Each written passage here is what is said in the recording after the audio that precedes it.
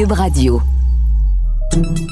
Salut, c'est Charles Dran avec l'équipe dans 5 minutes. On s'intéresse aux sciences, à l'histoire et à l'actualité. Aujourd'hui, on parle d'alimentation. En 1942, en Californie, on a cherché à mécaniser la récolte des tomates parce que la main-d'œuvre venait à manquer sous l'effet de la Seconde Guerre mondiale.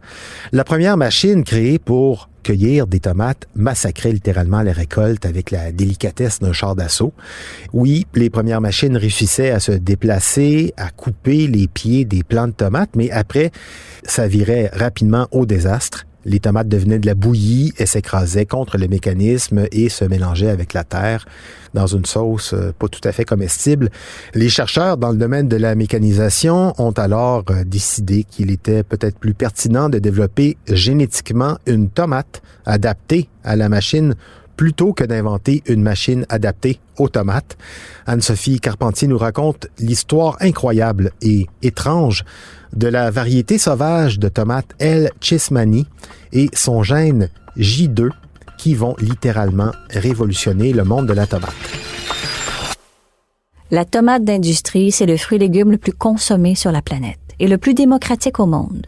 Que vous soyez africain, américain, végétarien, européen ou accro à la malbouffe, la tomate transformée fait certainement partie de votre alimentation.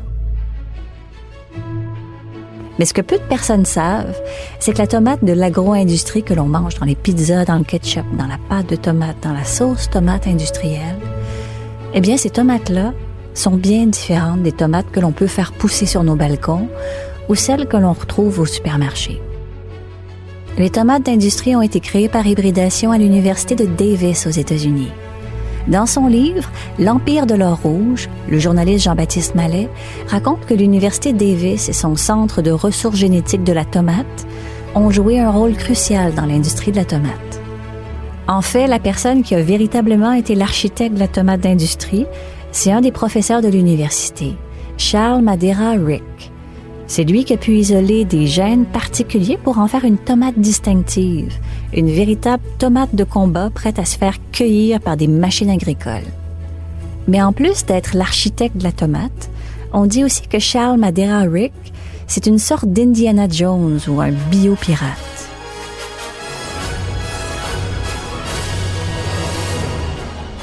C'est qu'il a passé une bonne partie de sa vie en Amérique du Sud. Il a exploré les régions côtières situées au nord-ouest.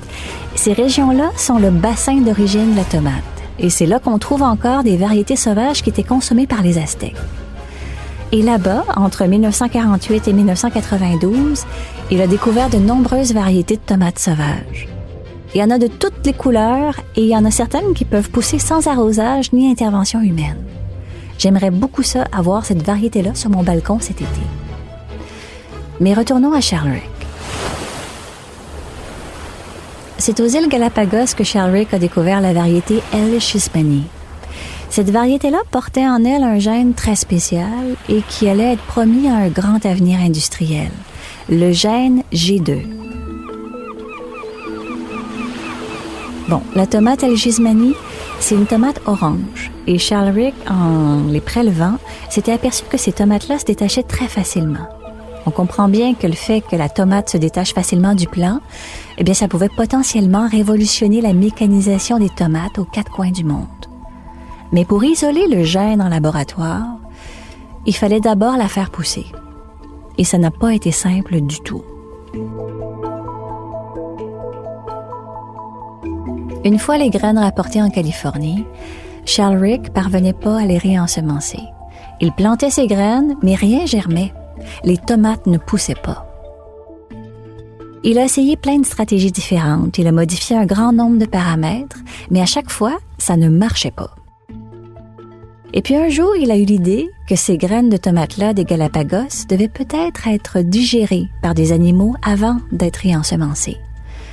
Certaines graines ont seulement besoin de la bonne température, d'oxygène et d'eau, alors que d'autres ont besoin de feu, de fumée ou même d'être d'abord digérées par un animal pour sortir de leur état de dormance et enfin germer. Ce qui fait qu'il a d'abord essayé avec des oiseaux. Ça n'a pas marché non plus. Enfin, il a eu l'idée de les donner à manger à des tortues. Le problème, c'est qu'on ne trouve pas si facilement des tortues géantes des îles Galapagos en Californie.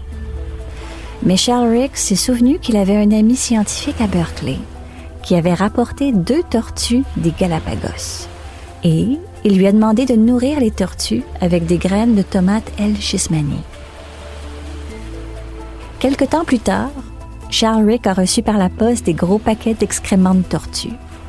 Et puis Charles Rick a découvert que la germination des graines avait été activée. Et oui, la solution était de donner à manger les graines aux tortues et d'attendre patiemment 2 semaines pour que se termine leur processus de digestion.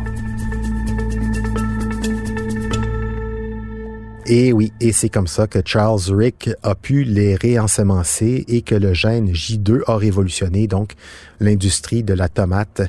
C'est à lui qu'on doit la possibilité de la mécanisation de la récolte, de la Chine à l'Italie du Sud, de la Turquie à la Californie, en passant par le Canada. Ce gène-là est aujourd'hui présent dans toutes les tomates d'industrie de la planète. Merci Anne-Sophie Carpentier, c'était en 5 minutes.